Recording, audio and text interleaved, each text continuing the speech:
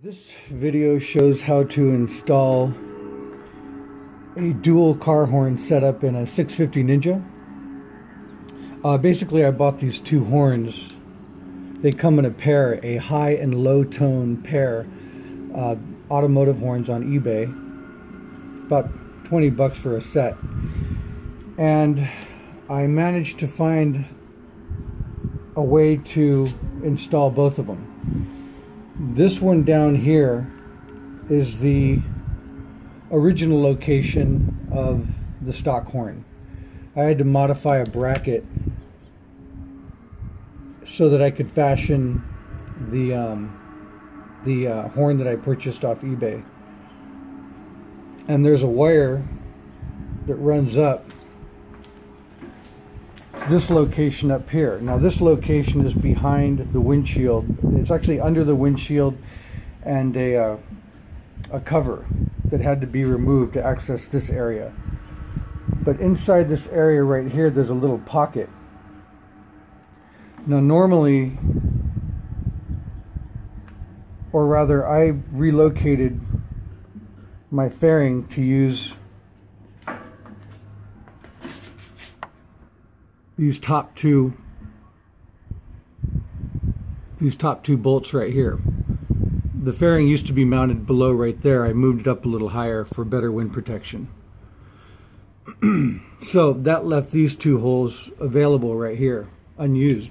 So I simply used the bottom hole, fashioned a bracket, and then mounted the second horn in a little pocket that existed right there. And it actually fit perfectly. I wired the two horns together per the instructions that came with the horns, and ran the wiring up under the front of the frame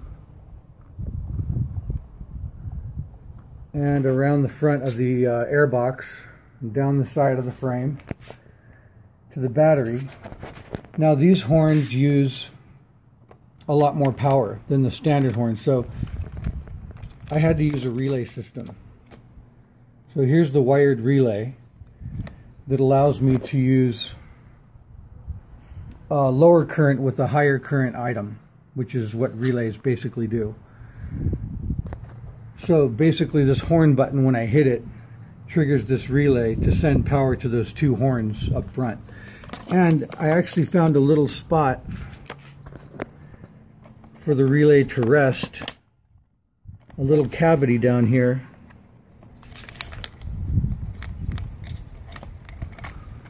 and it fits nice down in there, right down in there, right under the tank. And I have a fuse coming off the relay right here that I installed, which leads to the positive on the battery. It's not a terribly difficult system. It's just the hardest part was finding room for these dual horns.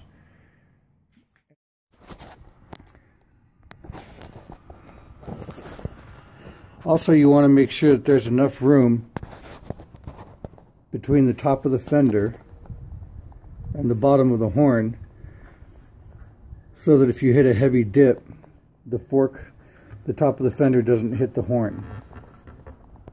You have to make sure that there's enough room between the two. Probably a little hard to see. That's important.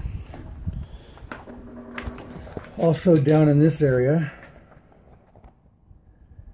you want to make sure that you have enough slack in the wiring so that when you turn the handlebars, nothing gets kinked and the wires don't stretch tight. So it's a great setup for people that want to have more visibility, maybe living in a city. These things are really loud. It's basically exactly the type of horn system that would be on an automobile. Really loud. So loud, in fact, that I don't want to annoy myself by having to use it right now. But, yeah. That's how you would get a dual horn system in a 650 Ninja.